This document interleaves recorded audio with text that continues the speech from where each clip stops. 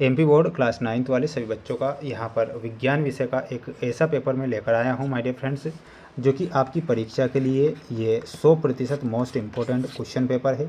आपसे मैंने जितने भी वीडियो मैंने बनाए हैं और ये आपका 6वां पेपर होने जा रहा है। मैंने आपसे क्या कहा था कि मेरा चैनल सिर्फ और सिर्फ मोस्ट क्वेश्चन परीक्षा के लिए बताएगा, किसी प्रकार से बच्चों को भ्रमित नहीं करेगा, और मैंने अभी तक किसी भी प्रकार से बच्चों को भ्रमित नहीं किया। तो माय डियर फ्रेंड्स, ये जो पेपर मेरे द्वारा बताया जा रहा है ये बिल्कुल और बिल्कुल 100% ऐसे प्रश्न हैं जो कि परीक्षाओं में छपते हैं और कई बार परीक्षाओं में छपे हैं।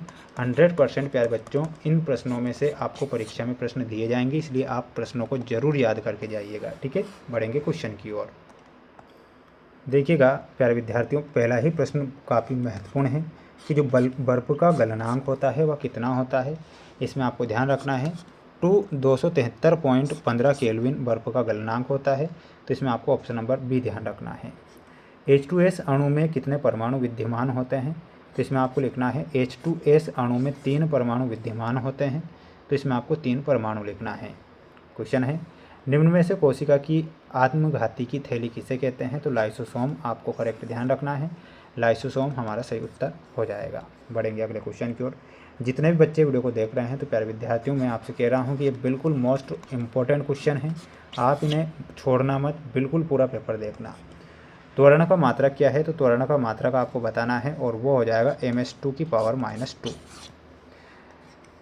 वस्तु का चंद्रमा पर भार होता है। तो वस्तु का चंद्रमा पर भार कितना होता है, 1/6 मल्टीप्लाई इसका पृथ्वी पर भार।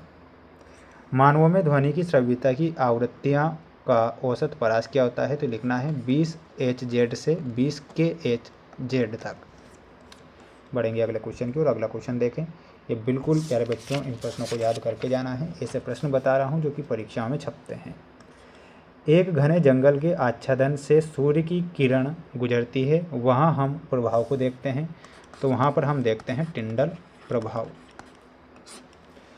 सोडियम क्लोराइड में धनात्मक सोडियम, यहाँ पर आपको लिखना है धनात्मक तो सोडियम आयन तथा ऋणात्मक क्लोराइड आयन संगठन कण के रूप में विद्यमान होते हैं। तो यहाँ पर आपको लिखना है क्लोराइड।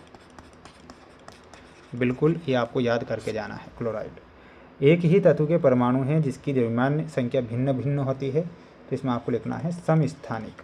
क्या लिखना है, यहाँ पर हो जाएगा आपका समस्थानिक। कोशिका की पैकिंग और प्रेषित इकाई क्या है। तो गोल्जी उपकरण आपको लिखना है। क्या लिखना है, तो यहाँ पर आंसर हो जाएगा आपका सही गोल्जी उपकरण।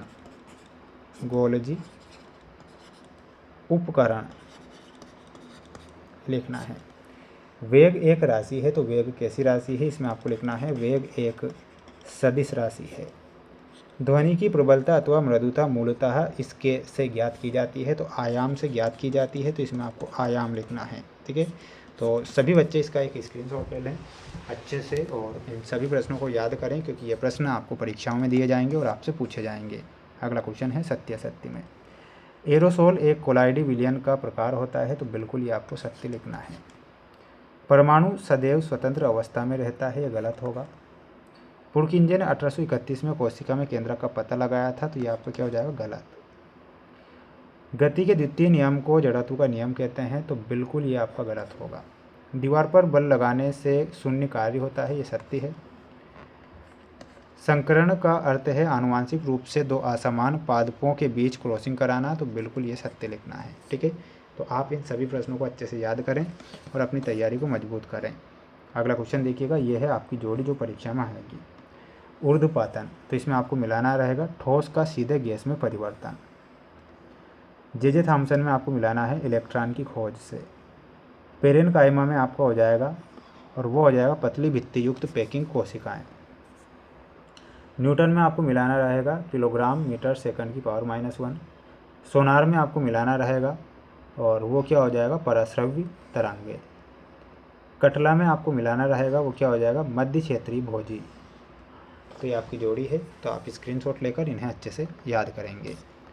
अगला क्वेश्चन देखिएगा, बिल्कुल आपकी परीक्षा में आने वाले मोस्ट क्वेश्चन हैं। 473 केल्विन तापमान को सेल्सियस में बदलें। तो सेल्सियस में बदलना है तो कैसे बदलेंगे, देखिएगा यहाँ पर आपको बताना है 473 केल्विन बराबर 473 - 273 बराबर 200 डिग्री सेल्सियस। तो ये आपको बदलना है। आयोडीन और एल्कोहल के विलयन में विलय और विलायक के नाम स्पष्ट कीजिए। तो इसमें आपको लिखना है सभी बच्चों को, वो क्या हो जाएगा, तो यहाँ पर आपको लिखना है सभी बच्चों को, सबसे पहले आप लिखेंगे आयोडीन, एरो का चिन्ह लगाना है। फिर आपको विलय और एल्कोहल लिखना है। आपको सभी बच्चों को ये प्रश्न आएगा ना, एल्कोहल, फिर हो जाएगा विलायक, तो इस प्रकार आप लिखेंगे। चांदी का प्रतीक क्या है, तो चांदी का जो प्रतीक है इसमें आपको लिखना है Ag। जड़त्व की परिभाषा क्या होता है, किसी वस्तु की अवस्था परिवर्तन के विरोध करने की प्रवृत्ति जड़त्व कहलाती है।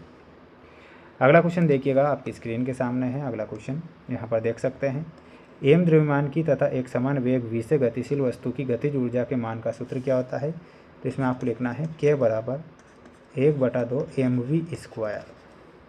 अंतराल फसलीकरण से आप क्या समझते हैं, कमेंट बॉक्स में आप सभी बच्चों को आंसर बताना है। जितने बच्चे वीडियो को देख रहे हैं तो चैनल को सब्सक्राइब जरूर करें। जय हिंद।